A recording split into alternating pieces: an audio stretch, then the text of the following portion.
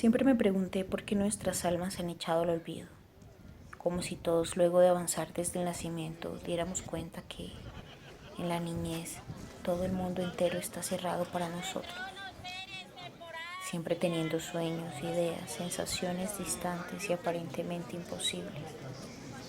No sé por qué permitimos tanto tiempo en este estado, si sabemos en las entrañas que la niñez y los colores áureos que desprende son verdaderamente nuestro estado natural. En verdad me da mucha pena, pues nuestras almas encadenadas padecen día a día una ilusión pesarosa que solo nos carga de caprichos inalcanzables, porque es cierto que nos han cortado las alas y nuestras manos están atadas con el miedo infundado por el mundo social que hemos construido indirectamente. Y todo aquello que deseamos será solo eso, pues dentro del sueño hay un sistema que rige todas nuestras conductas, tanto individuales como colectivas. Maniatados, diría mi abuela, porque ni hacen ni dejan de hacer. Pero lo único cierto, hermanos míos, es que solo podremos actuar desde nosotros, desde nuestro propio arte. Cada quien tiene sus maneras de entregarse al mundo artísticamente, resaltando cada detalle divino que ha sido vestigio del Creador dentro de nosotros. Ser para ser y transformar las percepciones de la realidad, porque quiero recordarles que el mundo y la realidad son infinitamente diversos en extensión y forma. Podemos crear literalmente cualquier ficción en pro de nuestro bienestar como seres divinos que solo quieren experimentarse a sí mismos dentro del vasto escenario que es el universo y cada rincón sin pensar de la creación. Recordarles entonces que está bien quejarnos de la cruda realidad que ha construido la razón humana, aunque de verdad quiero decir que no solo es la razón, pues el ser humano es también emociones, sentimientos y otros factores que influyen en las decisiones cotidianas. Está claro que estamos algo confundidos, que reina el caos y el sufrimiento y que estamos esperando a que algo suceda, algo grande, como una manifestación masiva de los extraterrestres. Todo porque estamos en una transición de nuestra evolución como seres encarnados en un cuerpo humano. Ese momento de transición es un momento de silencio dentro de nuestra red conceptual y vivencial, pues hay algo que se está gestando aunque la persona del común solo piense en su deuda con la casera. Y ese algo que se está gestando es un renacimiento. Verán, tiempo atrás nos dimos cuenta del gran fallo del hombre, de su mala conducta racional y los productos catastróficos que ha traído, tales como la tragedia de Chernobyl, por ejemplo, o el desenlace de la Primera Guerra Mundial. Todo esto ha sido una cruda muestra de la ineptitud del hombre y su manera de experimentar la vida y la realidad. Pero no ha sido todo su culpa, no del todo. Quiero decir, pareciera que en la gran obra del creador hay escenas reconstructivas donde los personajes surcan una y otra vez las mismas pruebas hasta lograr depurar su aprendizaje, la enseñanza de su experiencia dolorosa. Aquí es a donde quiero llegar, a la gran obra. Se nos ha olvidado que por sobre todas las cosas existe una narración que dista de los sucesos mundanos e insignificantes y múltiples del hombre. Existen otros mundos sucediendo en el nuestro y suceden de maneras tan hermosas que significan un gran movimiento para la evolución del ser humano en su totalidad. O sea, la cara opuesta a la cruda y vil narración social es la cara del crecimiento. Mientras unos sufren y dan su vida en el escenario del mundo social que ha construido el hombre, otros están pensando el mundo y su relevancia. Bueno, no solo el mundo, sino también la realidad y sus misterios vertiginosos. Hay personas que viven a destiempo, porque el misterio abraza con su intempestivo silencio.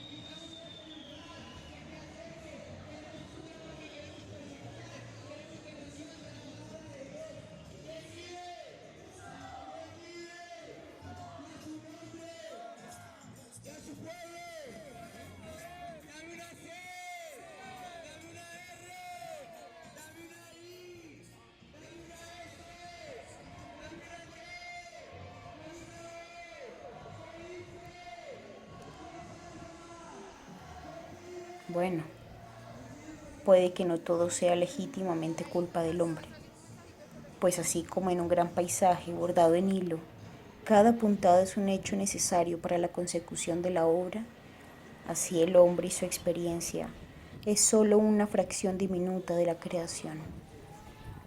Hemos tenido que aprender desde el principio de los tiempos. Nuestra disposición hacia la vida es natural y tenemos una tendencia a la creación, al uso de nuestras facultades por sobre las adversidades y a la manifestación de nuestras ideas.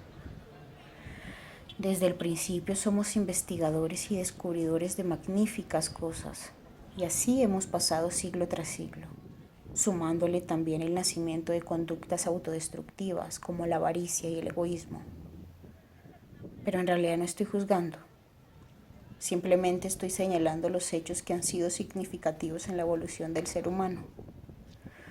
Pues así como hemos descubierto nuestras capacidades inventivas e ingeniosas, asimismo hemos surfeado por la corriente de la moralidad. Dimos cuenta que existen valores fundamentales que rigen nuestra manera natural de actuar, virtudes que se nos han mostrado y se han convertido en pilares de la civilización. Nosotros hemos atravesado grandes transformaciones, tanto físicas como mentales, y cuando hablo de nosotros, quiero que borren la división de su mente que lo separa del otro, del prójimo, y únanla a una gran conciencia, a una sola gran conciencia. Esa gran conciencia somos nosotros, la conciencia del ser humano que, al parecer, subordina las demás manifestaciones presentes en la creación de la Tierra. ¿Por qué digo esto? Pues en lo que puedo ver en la actualidad, depende enteramente del hombre y la salud del planeta, incluyendo a los animales y toda manifestación cultural, racional y de la naturaleza.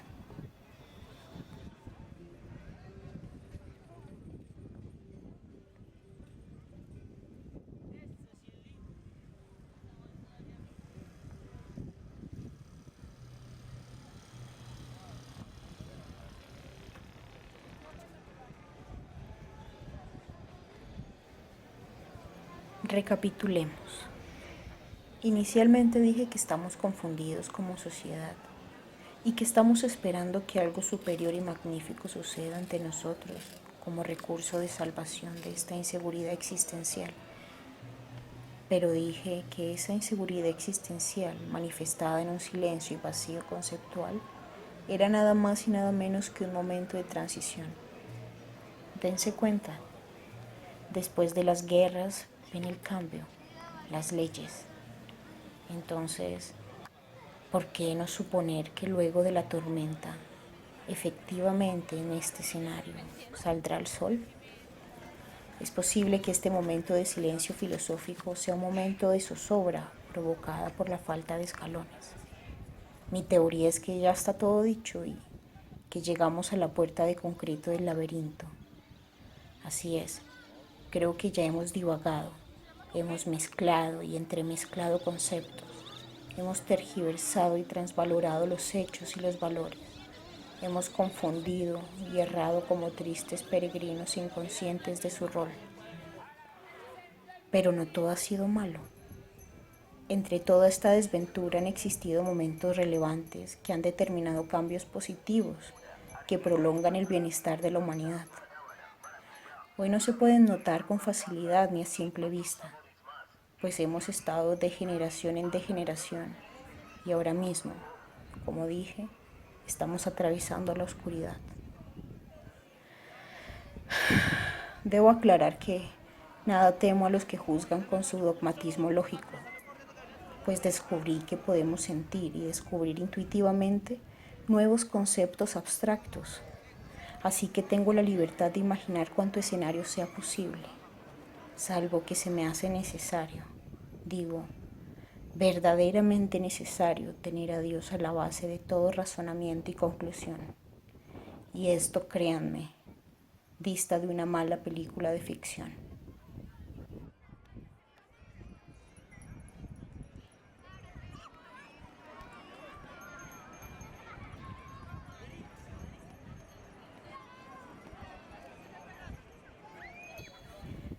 Quiero hacer un juego creativo.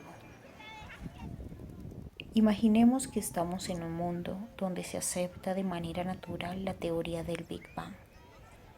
Pero en este mundo no existió Copérnico ni René Descartes, y en su defecto sí primó Baruch Spinoza.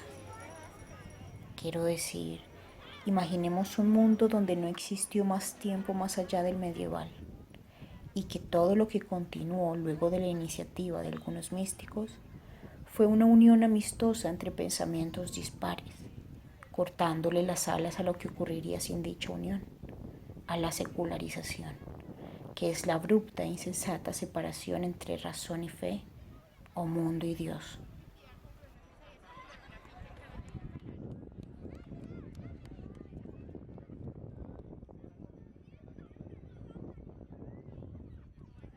Entonces, estamos en un mundo donde no hubo revelación astronómica con Copérnico ni su contraparte, y donde impera la teoría del Big Bang con influencias filosóficas medievales.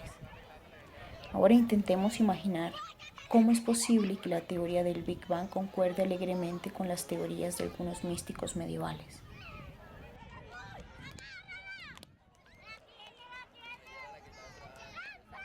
Nos sobra resaltar que la ciencia en nuestro mundo imaginario no es la ciencia que conocemos, pues para nuestro juego, al imperar el diálogo entre razón y fe, hemos omitido representantes cuyas teorías resultaron siendo los pilares del positivismo, o sea, la ciencia que conocemos en nuestro mundo real.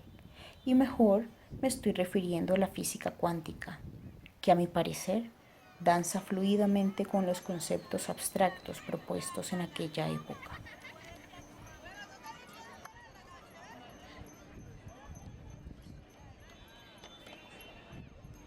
La teoría mística del Big Bang.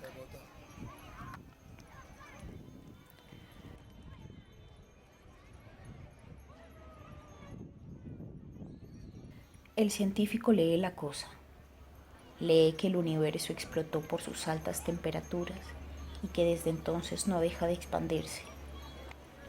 El místico lee la sustancia de esa cosa y nos dice, sí, el universo está expandiéndose electromagnéticamente, pero en esa expansión múltiple, en esa vibración constante e infinita que brilla por doquier, está el canto de Dios. Los pensadores medievales, que en su mayoría eran religiosos, sostenían la idea de que Dios, más allá de ser el Dios supremo, era la sustancia única de la cual todas las criaturas participaban. Y si lo pensamos bien, hoy en día la física cuántica concluyó que todo lo que hay en el mundo, y por lo tanto en toda la realidad, es energía, es luz. Entonces, esa luz hermosísima y perfecta, la cual emanan todos los seres divinos y todas las cosas de la creación, según los místicos medievales, y de la cual tanto hablan los científicos, es Dios, que no cesa de crearse con nosotros. Así pues, en este mundo el ser humano sabe y siente que es parte del canto prolongado de Dios, y que todo comenzó con el primer respiro del Creador, tal cual a una explosión. Y como no es obvio, una explosión que no cesa de expandirse significa que no ha culminado y que el ser humano, en este mundo imaginario, está en constante transformación, pues hace parte de esa desfragmentación que ha sufrido el primer rayo de luz y la vive consciente, desplegándose como una tira de onda electromagnética que se ensancha hasta crecer desvaneciéndose.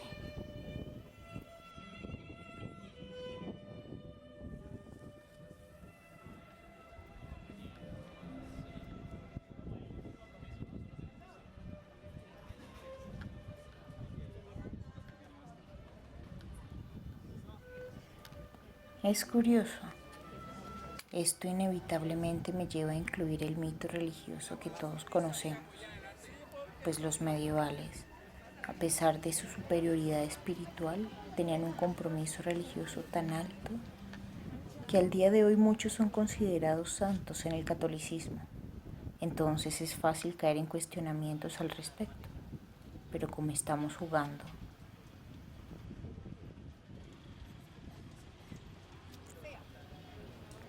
En el Génesis se dice que todo empezó con el verbo de Dios, que Dios dijo y se hizo. Ese decir no está muy alejado de cantar, y ese hacer no dista mucho de existir, y que así fue creando uno a uno los entes que configurarían todo el paisaje: luz, oscuridad, seres vivientes y no vivientes. También nos cuenta la razón principal del por qué existe un libro, que cuenta el por qué existe un libro que cuenta la cruda verdad del ser humano. Empieza diciéndonos sobre la caída del hombre, que no es más que el castigo de la mujer.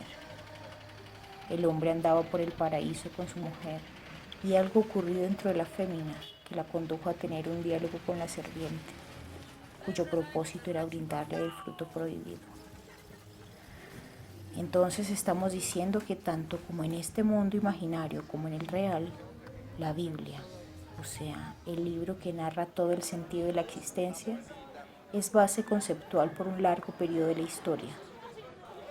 Así que el Génesis algo debe de decirnos. Al menos en mi interpretación nos dice algo fundamental que se ha visto reflejado y como evidencia en toda la historia del ser humano. Una maldición y un castigo divino que han permeado toda la experiencia del ser humano. Maldición que añade grandísimas dificultades a la vida de los hombres y de las mujeres.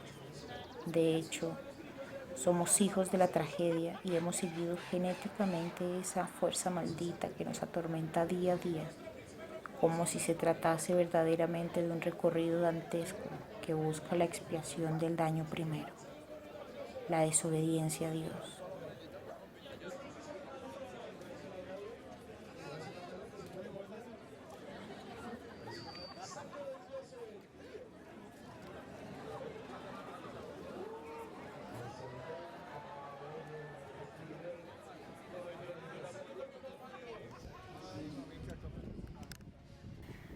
Volvamos al mundo imaginario. En este mundo no hay peregrinos, pues el peregrino es por naturaleza un incomprendido, un extraño, un ajeno. Quiero decir, realmente que en este mundo no habría dolor, pues no andaríamos buscando afanosamente respuestas, pues tendríamos la certeza de la existencia de Dios y simplemente andaríamos de la mano de Él, sin vértigo, sin temor, sin duda.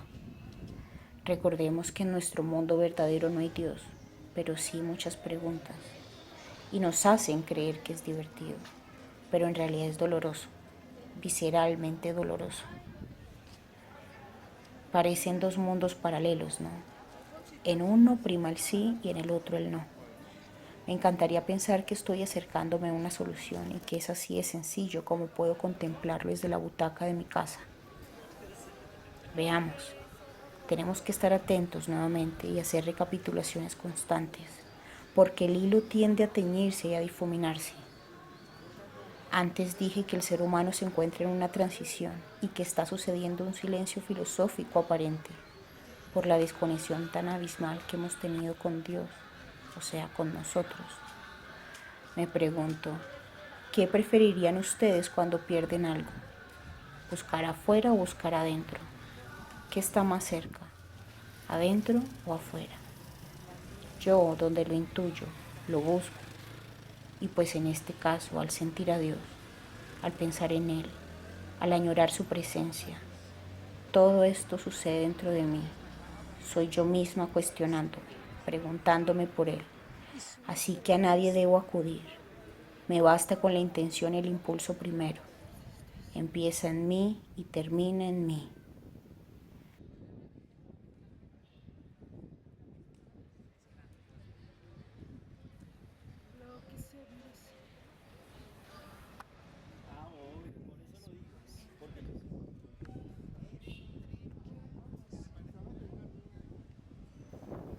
Ahí es donde empieza la verdadera búsqueda. Volvamos al mundo imaginario e imaginemos a todos los seres humanos colmados de Dios, llenos de sí mismos por experimentarse al ritmo y flujo del divino canto del Creador, nuestro Creador. En ese mundo las creaciones y toda la utilería es producto de una catarsis, de un acto creativo verdadero, distinguiéndose porque expresan la divinidad y el bienestar en el cual se encuentra la civilización. Son felices verdaderamente y no saben vivir de otra manera, pues la confusión duró poco y se logró conciliar con Dios, aceptándose unos a otros y viéndose crecer a través de todos.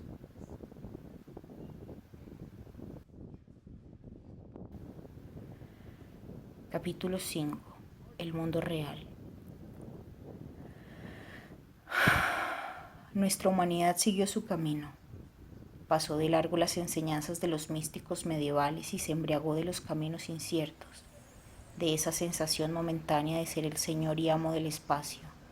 Y desde entonces vivimos viviendo dicha sensación, instante a instante, sin avanzar, viviendo siempre el sueño de ser el supremo creador. En una línea de tiempo cada hecho es la consecución de los instantes diferentes, pero la realidad es que hemos estado en el instante primero desde entonces. Avanzar hacia adelante es imposible sin el motor necesario para avanzar en esta realidad. ¿O es que ustedes creen que siendo lo que somos, tan diminutos, tan pequeños, tan faltos de memoria, podemos saber cuál es el motor de este escenario al cual llegamos sin más? Lo dudo. Y aún así seguimos pretendiendo que encontraremos la respuesta afuera. Lo primero que tenemos al lado, lo más cercano siempre seremos nosotros mismos. Ya luego viene el otro.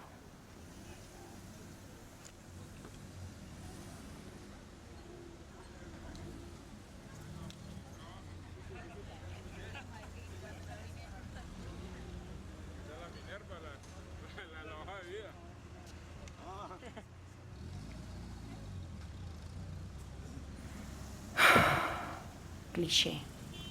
Nocete ipsum. Bajo ningún motivo algo es casualidad. Este aforismo que ya muy bien conocemos entraña toda una aventura, un verdadero avanzar por el mundo de lo desconocido. Me parece que lo que viene a continuación podría ser tachado de mil maneras. Lo cierto es que seguiré con el verdadero tono traslúcido de mi hilo narrativo. En un principio el hombre vio a Dios crear las cosas y vio que crearlas era tan sencillo como decir y hacer. Así, el hombre consideró y se grabó en lo más profundo de su inconsciente que la experiencia en el mundo se trataría de eso, de aquello que vio hacer a su ejemplar. La cuestión empezó a trastornarse cuando el hombre, en su avanzar sin avanzar, se dio cuenta que la experiencia de la vida era dolorosa, aunque sus creaciones y su compulsión material le brindara cierto confort y bienestar instantáneo. Hasta que un día concluyó que no cesaría de buscar la cosa que más feliz le hiciera. Buscaría y usaría lo que fuera para lograr esa cosa que le permitiera ser feliz por siempre. Y aquí estamos, destruyéndonos unos a otros, corriendo y pisándonos como si la vida se tratase de una carrera de cabras. Ahora, siguiendo paralelamente esta historia, continuaré con lo de la creación y su narración bíblica. El ser humano fue castigado por no obedecerle a Dios, así que toda su experiencia en la realidad será dolorosa, siendo consecuentes con lo que significa ser castigado por el Ser más Supremo. Entonces, todos nosotros estamos castigados y no hemos encontrado la manera de reivindicarnos con Dios. Primero, porque no sabemos pedir perdón. Y segundo, porque ya se nos olvidó que estamos castigados. Así que el sufrimiento se ha prolongado y ya hemos crecido, somos millones de seres divinos encarnados en un cuerpo físico que compartimos entre sí experiencias constantes, sin recordar nada. Y fuera de eso, con una cantidad de sistemas formativos que se empeñan en regular nuestro pensamiento, en cohibirnos a través de normas insustanciales.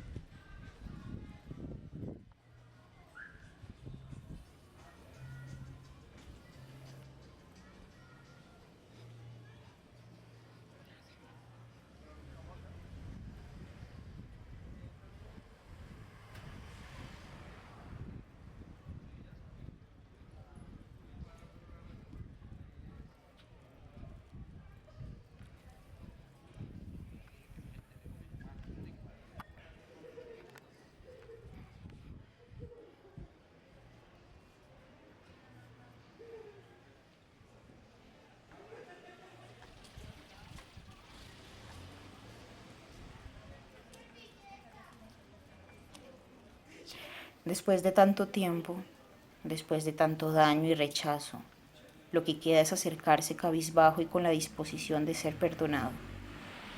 El sentimiento de orgullo que nos cobijó por tanto tiempo ya está debilitándose. Debemos aceptar que no hay solución y que al llegar a esta gran puerta de concreto, el siguiente paso es transmigrar sin morir, volar dentro de nosotros para llegar a Dios. La creación, como sabemos, no cesa de moverse, de transformarse, está en constante expansión. Así, Dios, motor primero de todo, está en movimiento. Así que el perdón no es de un instante, sino de un agarrarse de Dios cuidando no soltarse.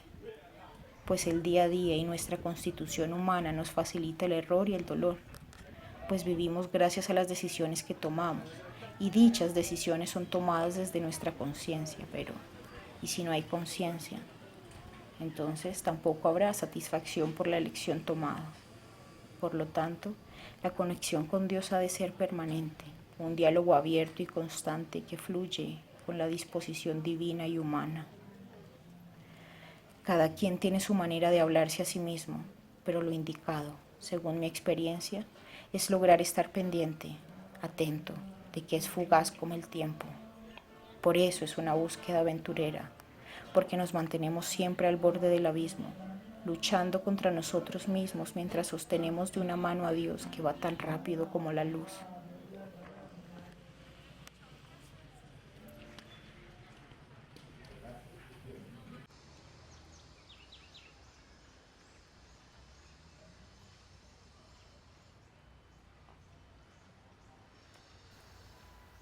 El otro. Ahora viene lo que corresponde al tiempo presente. Quiero decir, estamos desfasados, pues Dios está solicitando que nos tomemos todos de la mano dentro de este flujo rápido, bello y vertiginoso. Luego de que nos conocemos a nosotros mismos y dominamos en lo que respecta a nuestras capacidades, todas nuestras tendencias íntimas e instintivas, podremos desde la marcha cuidar al otro, no antes, pues si no sabemos cuidarnos a nosotros mismos, no sabremos cuidar a los demás. Así, en esta época sobrepoblada que grita con urgencia la unión de cada uno de nosotros agarrados de Dios para llevar la batuta de la creación, nos urge aceptar que hemos cometido errores garrafales y que hemos afectado todo el propósito de la vida, pues todo esto se ve reflejado en el mundo en el que vivimos hoy.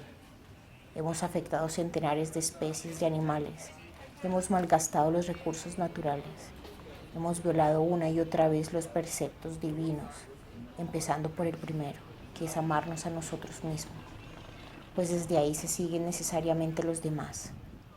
Entonces, no queda obvio recordar que debemos permanecer todos juntos en un estado de perdón, como si estuviésemos verdaderamente de rodillas, sintiendo que hemos hecho mal, muy mal, la labor como hijos de Dios, al olvidarnos de Él y de nosotros mismos. Pero, ¿y quién es el otro? Bueno, el otro no es más que otro yo, estando diferente, experimentándose diferente. Este otro se me presenta a diario desde el nacimiento. Es con quien estoy relacionada experiencial y sustancialmente. Es mi maestro y mi aprendiz. El otro son ustedes, cada uno de ustedes y las personas que cruzamos a diario, a cada segundo. Todos nosotros estamos unidos, encadenados a un sinfín de transformaciones constantes que nos envuelven en diversas experiencias compartidas minuto a minuto, pensamiento a pensamiento. Si ustedes pudieran dimensionar verdaderamente cuán unidos nos encontramos, en ese mismo instante de lucidez tendrían dos opciones. La primera sería disfrutar el estado de shock que causa este tipo de revelaciones para luego censurar voluntariamente el recuerdo de dicha experiencia.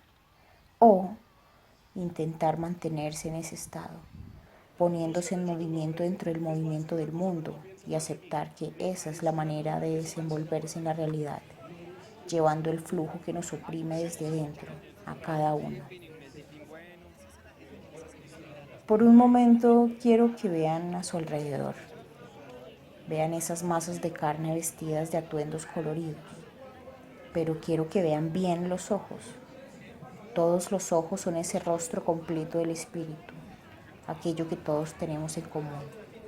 Esas masas de carne están hechas de la misma sustancia interiormente, y eso hace naturalmente que nos veamos unos a otros como sustancia divina y no como masas de carne que pueden moldearse gustosamente. El desenfreno del mundo material ha exprimido nuestro sentido espiritual a tal punto que nos desconocemos unos a otros. Ahí está el problema, hermanos. Rompimos todo vínculo sustancial entre nosotros, pues todas nuestras maneras de relacionarnos son superficiales, temerosas e indiferentes. Hemos dejado pasar por alto sucesos que han continuado carcomiendo nuestro propósito como humanidad. Seguimos siendo los mismos, recuérdenlo, desde el instante primero. Y lo que ha sucedido es que llegamos a la puerta de concreto y estamos estrujándonos unos a otros, como quien intenta rellenar un embudo ciego. Hemos tomado malas decisiones y estas ya nos pasaron factura hace varios siglos. Lo que hoy vivimos es el eco del distanciamiento que tuvimos con la búsqueda de nuestra verdad. Se nos olvidó. Lo que queda es que abramos bien los ojos, no solo los ojos de la carne, sino también los ojos espirituales. Solo con estos últimos podremos apreciar y contemplar verdaderamente la naturaleza y todo lo que habita en la creación. Solo viendo desde Dios podremos amarnos verdaderamente y experimentar plácidamente este corto pasaje de la vida, porque veremos en los demás el rostro de Dios y no sería jamás posible causarle daño alguno. ¿Cómo? Bueno, eso es todo. Quizás tal vez así, solo así, nos reivindiquemos con Dios, permitiéndole ser a través de nosotros y que nosotros logremos el gozo de Dios dentro y fuera de todo lo que habita esta enorme sabana verde que se da entera para nosotros.